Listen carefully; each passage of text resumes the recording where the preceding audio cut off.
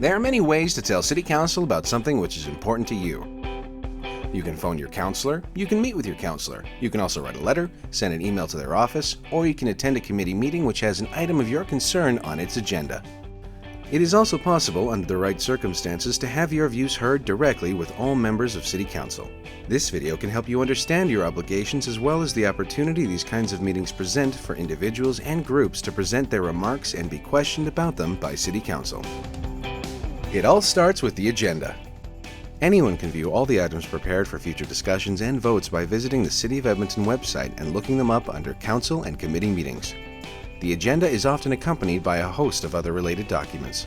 All committee meetings and council meetings are listed here with documents that you can read for any of the items they are being asked to consider.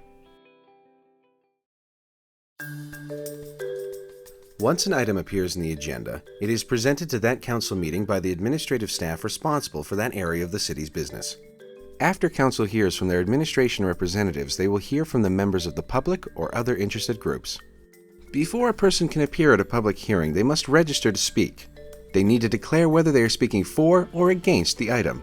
People must register online, by phone, or in person on the date of the meeting. Hi, I'm Janelle. I will be speaking for the resolution. If you are making a presentation, it must be given to the City Clerk's office more than 24 hours before the meeting date. You should also be prepared to bring 25 copies of any handouts you expect to use to support your remarks.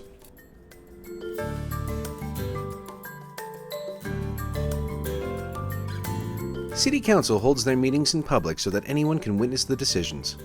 But for a public hearing, anyone can speak who wishes to. Once you are in the council chamber, you wait for the meeting to begin.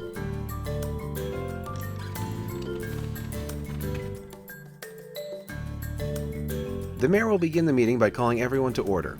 Then he will explain the public hearing rules and the process they will follow. I'm calling this meeting to order. Today we will be discussing the curfew, and when I call your name, please raise your hand. Mr. Wright. For any public hearing of council, the clerk will ask if there is anyone to speak to each of the items on the agenda, and the mayor will call out the names of all those who have registered to speak. Once all the names are called out, the mayor will then explain the rules for speaking. The mayor will consult with the other councillors about which items on their agenda they wish to deal with. Then you wait for your agenda item to begin being discussed. Administration staff then make their presentation to council on the issue. Imposing a curfew will improve the quality of life for all children by having more engaged parents. Once all members of council have had a chance to see the administration presentation, the mayor will ask the people who came to speak in favor of the item to come forward.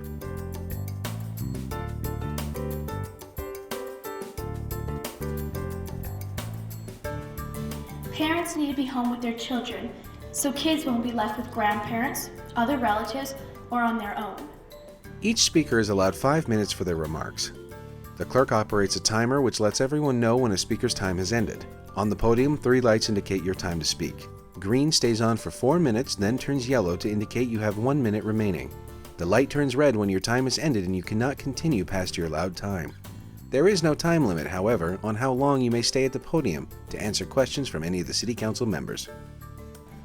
What is the best time for the curfew? 10 p.m. is what the proposal suggests, and I support this as the best time.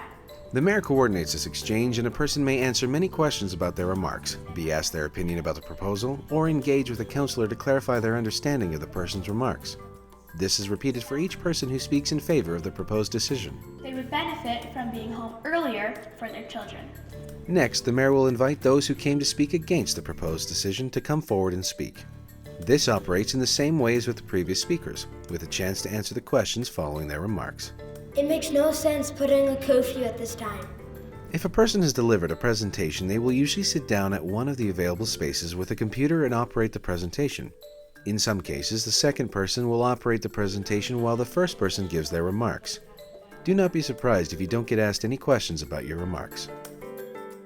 Before council moves to vote on the item, they are given an opportunity to hear again from the administration representatives, who can respond to some of what the public has presented, as well as answer questions from the council which arose from the remarks they heard from the speakers on both sides of the issue.